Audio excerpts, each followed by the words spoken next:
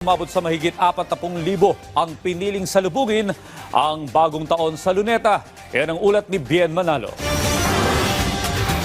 Mula Santa Maria, Bulacan, maagang nagtungo ang pamilya ni Bernadette sa Luneta Park para ipagdiwang ang bagong taon.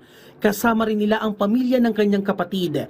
Ito ang unang pagkakataon na muli silang nakabisita sa park matapos ang mahigit 7 taon.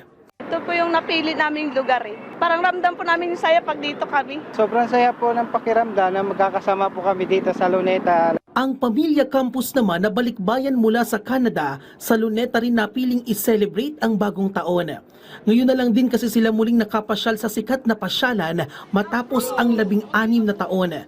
Bukod sa pamamasyala, magandang pagkakataon din daw ito para imulat sa mayamang kasaysayan ng Pilipinas ang mga bata. Para may pakita ko sa mga anak ko yung kagandahan ng Manila, ng Luneta, at kung saan nagsimula si kay Dr. Jose Rizal. Can spend more time with them, have more bonding time with them, and get to know each other even more. Iba talaga yung banding ng Pinoy.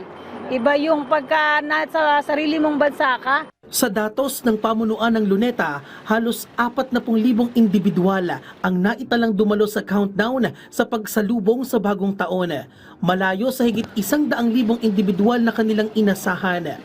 Umabot naman sa halos 100,000 individual ang bumisita sa parke ngayong araw. Due to inclement weather, pumalo lang siya ng mga 39,000 yung pinaka-maximum as of 1 a.m. on January 1. Ilan sa ma-enjoy na mga bibisita sa Luneta Park ang musical dancing fountain na nagsisimula ng alas 6 ng hapon hanggang alas 10 ng gabi.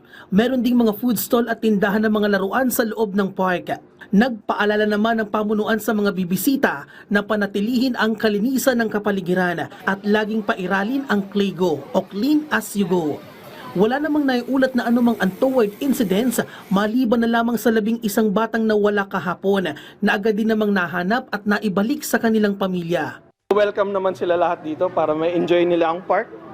So everybody's welcome. Bukod sa mga police personnel ay may nakadeploy ding mga tourist police, Coast Guard at Philippine Army sa paligid ng Luneta para mapanatili ang seguridad at kaayusan sa lugar.